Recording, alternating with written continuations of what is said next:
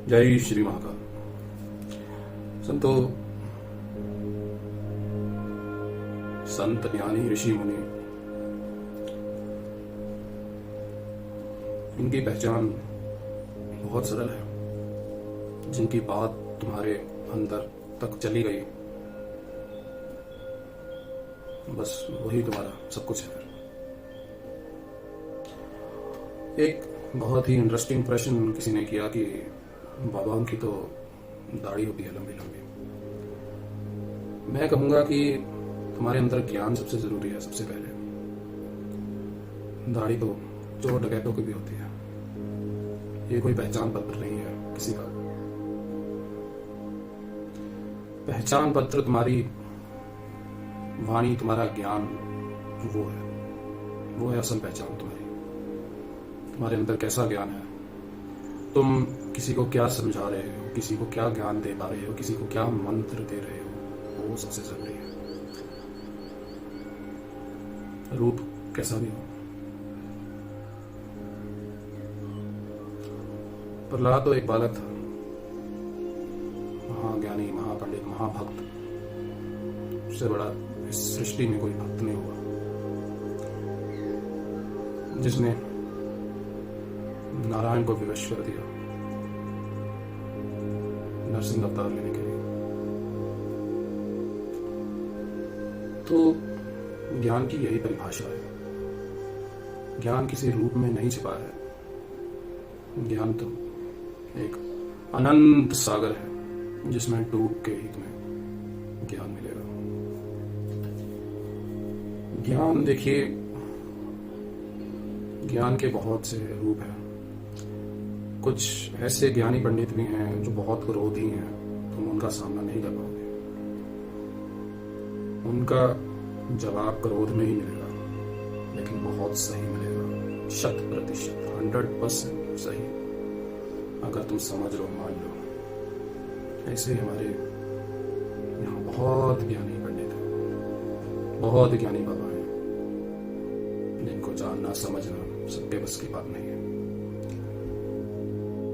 और मैं कहूंगा कि तुम्हारी आत्मा ने अगर किसी मंत्र को रच लिया है, बसा लिया है तुम्हारी रूह में उसको,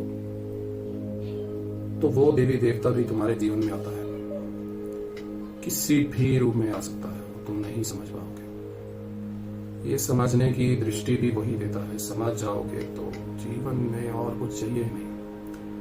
वरना ऐसे बहुत से किस्से हैं कि देवी देवता धरती पे आए किसी रूप में अपने भक्त के पास, और भक्त ने पहचाना ही नहीं, निरादर कर दिया बहुत ज्यादा।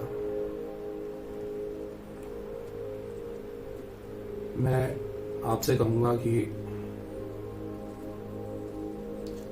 जो मेरे गुरु थे, उनके पास एक सज्जन आए और धन की प्रार्थना करने लगे। धन की बहुत कमी है बाबा ने उसको ऐसा मंत्र दिया, माता का, लक्ष्मी का। उसने जीवन में वो मंत्र सुबह शाम दिन रात सोते जगते किया, और यकीन मानिए ऐसी कृपा हुई, माता खुद एक बुढ़िया के रूप में उसके द्वार पे आई। और जाने उसने, अब हम साधारण इंसान इतनी जल्दी कहाँ पहचान पाएंगे किसी देवी देवता को, लेकिन उसके कर्म, उसका धर्म, उसकी आत्मा पवित्र थी, जिस वजह से उसने उस बूढ़ी माँ को खाना खिलाया, आशीर्वाद प्राप्त किया, और माँ ने ऐसी उसने कृपा की कि उसका जीवन धन्य हो गया। धन धान्य भर गए उसके घर में, जीवन में कमी ही नहीं रही किसी चीज की। तो ईश्वर कृपा करते हैं, ईश्वर कृपा करते हैं और आते भी हैं। अब वो साक्षात अपने रूप में तो नहीं आएंगे, लेकिन आएंगे अवश्य। इस धरती पे सब कुछ है, तो देवी देवता क्यों नहीं होंगे।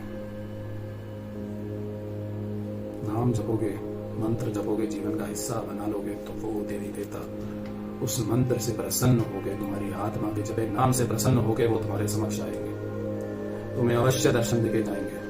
तुम समझ पाओ या ना समझ पाओ, ये तुम पे है, लेकिन वो अवश्य आएंगे, निश्चित रूप से आएंगे, 101% आएंगे।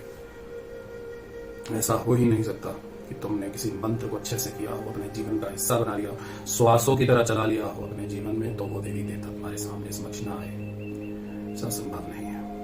वो अवश्य आएंगे और तुम्हें आशीर्वाद अवश्य देने का प्रयास भी करेंगे। ये तुम्हारे कर्म होंगे, तुम्हारा मंत्रों को किस विचार के साथ तुमने जपा है उस पर निर्भर करेगा, उस पर निर्भर करेगा। देखिए, इम्तिहान तो होते हैं जीवन में बहुत, वो तो अर्जुन ने भी दिया था।